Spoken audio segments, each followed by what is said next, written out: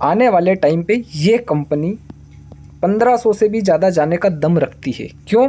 क्योंकि वेलकम है जी आप सभी का लॉन्ग टर्म इन्वेस्टमेंट की इस सीरीज़ में। तो आज हम जिस कंपनी के बारे में बात करने वाले हैं उस कंपनी का नाम है टाटा स्टील।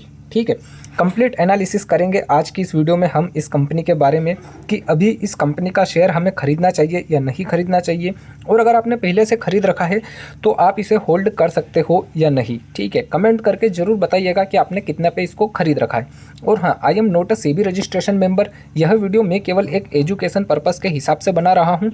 अगर आप कुछ भी इन्वेस्ट करते हो या इन्वेस्ट करने का सोच रहे हो तो एक बार अपने फाइनेंसर से ज़रूर डिस्कस कर लीजिएगा। ठीक है जी, सबसे पहले ये जान लीजिए कि कंपनी का कारोबार क्या है। तो कंपनी एक स्टील मैन्युफैक्चरिंग कंपनी है। ठीक है, सबसे पहले ये जान लेते हैं कि कंपनी का मार्केट कैप कितना है। तो कंपनी का जो मार्केट कैप है वो है भाई साहब 1,89,102 करोड़ का। ठीक है, कंपनी के ऊपर कर्जा कितना है। तो कंपनी के ऊपर कर्जा है 99,392 करोड़ का। ठीक है, इतना इस कंपनी के ऊपर कर्जा भी अवेलेबल है। हाई और लो की बात कर लेते हैं कि एक साल के अंदर इस कंपनी के शेयर ने कितना हाई और कितना लो लगाया है। तो हाई अगर लगाया तो वो है 185 का, और लो है वो है 128 का। अभी करंट कितना चल रहा है 151। ठीक है, बुक वैल्यू कितनी है। तो बुक वैल्यू हमें दिख रही है 72.20 की। आरओई कितना है, आरओई दिख रहा है 6.55 का। आरओसीई कितना है वो है भाई साहब 7.02%। पीई कितना है, पीई है भाई साहब 62 का। ठीक है, प्रॉफिट आफ्टर टैक्स मतलब कंपनी ओवरऑल प्रॉफिटेबल बन चुकी है। ठीक है, आप देख सकते हो 3,048 करोड़ का इसने प्रॉफिट जनरेट करा है। फेस वैल्यू कितनी है। तो फेस वैल्यू है 1 रुपये की। कंपनी डिविडेंड देती है या नहीं देती अपने शेयर होल्डर को। तो आप देख सकते हो 2.37% अपने हर एक शेयर होल्डर को ये डिविडेंड पे करती है। Return on assets 2.55। ठीक है, प्रमोटर होल्डिंग आप देख सकते हो 33.20 की हमें यहाँ प्रमोटर होल्डिंग देखने को मिल रही है। प्रॉफिट में ग्रोथ हो रही है या नहीं हो रही है। तो आप देख सकते हो 4,919% की हमें प्रॉफिट में ग्रोथ देखने को मिल रही है। सेल्स में ग्रोथ हो रही है या नहीं हो रही है। तो ये देखिए 7.77% की हमें यहाँ पर सेल्स में भी ग्रोथ देखने को मिल रही है। मतलब ये जो कंपनी का ये जो डिटेल है ये एकदम ओके रिपोर्ट है। ठीक है जी, अब बात कर लेते हैं कंपैरिजन वाले सेक्शन की कि कंपनी का कंपैरिजन हमें किस किस कंपनी के साथ देखने को मिल रहा है। तो भाई साहब ये कंपैरिजन वाला सेक्शन है, आप देख सकते हो 1 से लेके 7 कंपनी हमें यहाँ पर दिख रही है। ठीक है, पहले नंबर पर कौन है, JSW स्टील, वहीं दूसरे नंबर पर टाटा स्टील। ठीक है, अगर इन सभी के शेयर की प्राइस हम देखें तो सबसे ज़्यादा हाई है ट्यूब इन्वेस्टमेंट का। कितना है भैया 3,707। ठीक है, अगर सबसे कम किसी का है तो वो है SAIL, ये वाली कंपनी 5वें नंबर की, जिसका शेयर प्राइस है 128। ठीक है, वहीं टाटा स्टील का हमें क्लियर दिख रहा है 151 का है। पीई की अगर हम बात करें तो पीई भैया यहाँ पर टाटा स्टील का हमें दूसरे नंबर पर दिख रहा है। पहले नंबर पर है ट्यूब इन्वेस्टमेंट का। ठीक है, 89.13। वहीं अगर हम मार्केट कैप की बात करें तो इन सभी कंपनियों के मुकाबले टाटा स्टील का मार्केट कैप दूसरे नंबर पर है। ठीक है, पहले नंबर पर है भाई साहब JSW स्टील, आप देख सकते हो। तो ये तो बात हो गई कंपैरिजन वाली कि भैया ये कंपनी जो है ये दूसरे नंबर पर आती है। ठीक है, अब बात कर लेते हैं प्रॉफिट और लॉस की कि कंपनी जो है वो प्रॉफिट कर भी रही है या नहीं। तो भाई साहब आप देख सकते हो 2015 से लेके 2024 की ये रिपोर्ट अपने सामने है। सबसे पहले सेल्स जान लीजिए, कंपनी की सेल्स हमें लगातार इंक्रीज होती हुई दिख रही है। ठीक है, एक्सपेंसेस की बात करें तो एक्सपेंसेस भी हमें बढ़िया इंक्रीज होते हुए यहाँ पर दिख रहे हैं। ठीक है, ऑपरेटिंग प्रॉफिट की अगर हम बात करें तो कंपनी ने जो है आप देख सकते हो क्लियर कभी कभी ऑपरेटिंग प्रॉफिट बनाया है तो कहीं पर लॉस है। मतलब एक जगह लॉस है, बाकी सारा ऑपरेटिंग प्रॉफिट इसका ओके रिपोर्ट है। प्रॉफिट बिफोर टैक्स मतलब टैक्स पे करने से पहले कंपनी के पास प्रॉफिट हुआ है या नहीं हुआ है। तो आप देख सकते हो लॉस कहाँ कहाँ पर करा है। 2024 में इसने लॉस करा है। ठीक है, 2020 में इसने लॉस करा है, 2017 में इसने लॉस करा है और 2015 में इसने लॉस करा है। ठीक है, मतलब 1 2 3 4 साल तक इसने लॉस करा है। और प्रॉफिट की अगर हम बात करें तो 1 2 3 4 5 6 साल तक इसने प्रॉफिट जनरेट करा। लेकिन देखा जाए तो ओवरऑल ये प्रॉफिटेबल कंपनी है। ठीक है, नेट प्रॉफिट की बात कर लेते हैं कि कंपनी के हाथ में कुछ नेट प्रॉफिट बच भी रहा है या नहीं। तो आप देख सकते हो 15 में लॉस, 16 में लॉस, 17 में लॉस, 18 में प्रॉफिट, 19 में प्रॉफिट, 20 में प्रॉफिट, 21 में प्रॉफिट, 22 में प्रॉफिट, 23 में प्रॉफिट और अब 24 में जाके इसने लॉस फेस करा है। ठीक है, मतलब कितना 4 साल इसने लॉस फेस करा है और वहीं इसने 1 2 3 4 5 और 6 साल इसने लगातार प्रॉफिट जनरेट करा है। ठीक है, मतलब ओवरऑल ये प्रॉफिटेबल कंपनी है। ठीक है, बाकी केवल इस साल इसने लॉस फेस करा है। तो ये चीज़ हमें चार्ट पर बखूबी देखने को मिलेगी। ठीक है, अब बात कर लेते हैं बैलेंस शीट की कि कंपनी की बैलेंस शीट क्या बोलती है। तो भाई साहब आप देख सकते हो ये बैलेंस शीट वाला सेक्शन है। 2015 से लेकर 2024 की ये रिपोर्ट अपने सामने है। कंपनी की जो इक्विटी कैपिटल है वो लगातार हमें बढ़ती हुई दिख रही है। ठीक है, रिजर्वेस की अगर हम बात करें तो रिजर्वेस भी हमें यहाँ पर बढ़ते हुए दिख रहे हैं।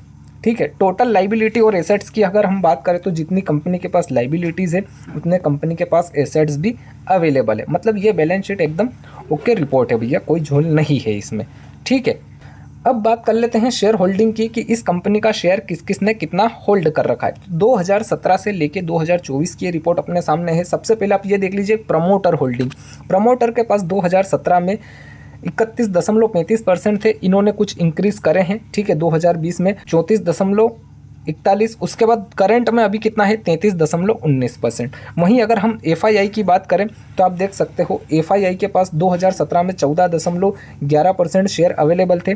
करंट में अगर हम देखें तो इन्होंने कुछ बढ़ाए भी थे 2022 में 22.87, अभी करंट में इनके पास 19.25% शेयर अवेलेबल है। DII की अगर हम बात करें तो 2017 में DII के पास 30.62% शेयर थे और अभी करंट में अगर हम देखें तो 22.67 शेयर अवेलेबल है। गवर्नमेंट की अगर हम बात करें तो पहले गवर्नमेंट के पास 0.01% थे, लेकिन अभी करंट में अगर हम देखें तो 2021 में इन्होंने 0.25% शेयर अवेलेबल थे, लेकिन अभी 0.18% शेयर गवर्नमेंट के पास भी है। पब्लिक का सीन समझ लेते हैं, पब्लिक के पास कितने हैं। तो आप देख सकते हो ये है पब्लिक वाला सीन।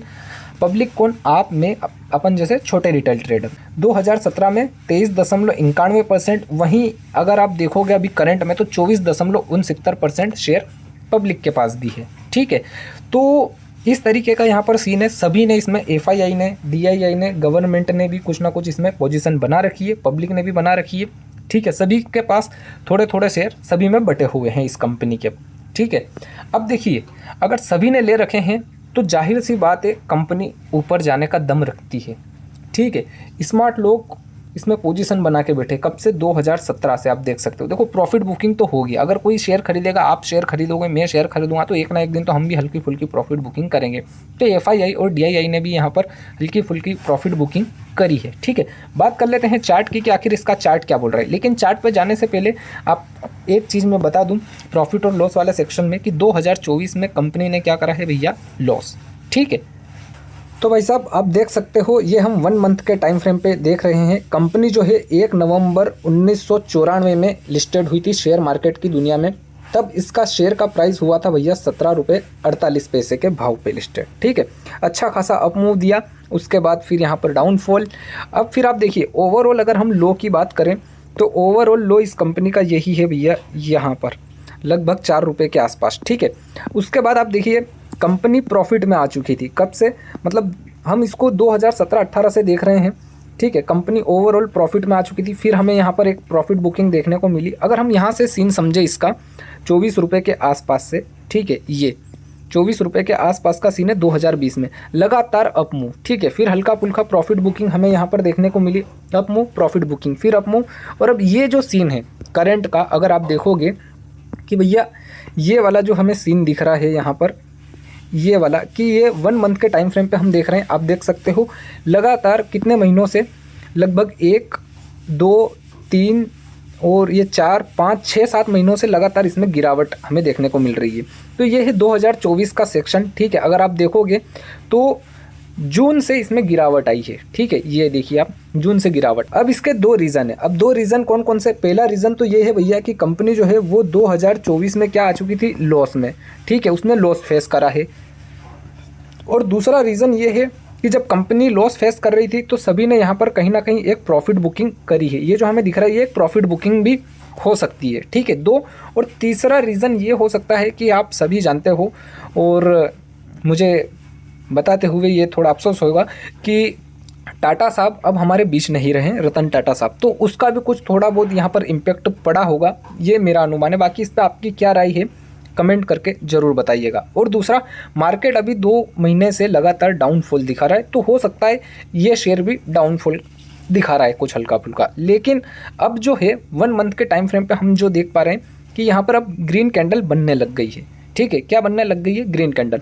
और जो प्रॉफिट बुकिंग है, अगर वो देखें हम कि जो प्रॉफिट बुकिंग हो सकती है, अगर ये वाला स्विंग है और ये हाई है, तो आप देख सकते हो यहाँ पर इसके नीचे नहीं जाना चाहिए इसको, लगभग ये।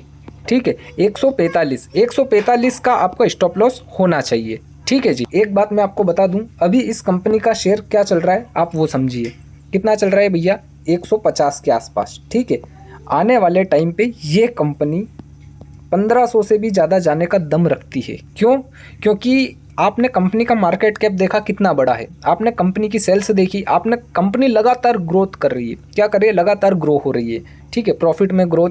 देखो, होता है कभी कभी कि एक साल प्रॉफिट हो गया, दूसरे साल लॉस देखने को मिल गया, कभी ना कभी कुछ ना कुछ सिचुएशन ऐसी होती रही होगी। ठीक है, लेकिन ओवरऑल अगर कंपनी देखे तो ओवरऑल कंपनी प्रॉफिटेबल है। ठीक है, और कंपनी जो है बहुत स्ट्रॉन्ग है, इसके जो फंडामेंटल है वो बहुत स्ट्रॉन्ग है। ठीक है, तो बाकी ये मेरा मानना। अब ऐसा नहीं है कि आप सोचो कि भैया ये आज के आज ही हो जाए, कि मैंने आज खरीदा और आज ही चला जाए। देखो यहाँ पर ये चार्ट है, आप समझो 1 मंथ के टाइम फ्रेम पे मार्केट यहाँ से ऊपर गया, फिर नीचे आया, फिर ऊपर गया, फिर नीचे आया, ऊपर नीचे, फिर इतना ऊपर गया, फिर नीचे आया, फिर उतना ऊपर गया, फिर नीचे आया। जब भी ये ऊपर गया है, इसने भैया अपने हर एक हाई को काटा है। आप देख सकते हो हर एक हाई को काटा है। कब से? वो भी सीन समझ लीजिए, लगभग 2013 से। ठीक है, तो अभी भी अगर ये नीचे आ रहा है तो जब भी पुल बैक लेगा फिर जाएगा ऊपर, फिर काटेगा, फिर जाएगा ऊपर। प्रॉफिट बुकिंग हमें हमेशा देखने को मिलेगी हर एक शेयर में। देखो भैया जी, आप लॉन्ग टर्म के घोड़े बनिए। ठीक है, लॉन्ग टर्म के घोड़े। हो सकता है घोड़ा बीच में लंगड़ा हो जाए, लेकिन जाएगा ज़रूर। ठीक है, आई होप आपको सारा कुछ सीन समझ में आ चुका होगा। ठीक है, अगली वीडियो मैं किस कंपनी के ऊपर बनाऊं कमेंट करके ज़रूर बताइएगा। और हाँ, नए हो चैनल पे तो चैनल को भी सब्सक्राइब कर लीजिएगा। आपको इस चैनल पर इसी तरीके से स्टॉक मार्केट की सारी डिटेल और जानकारी मिलती रहेगी।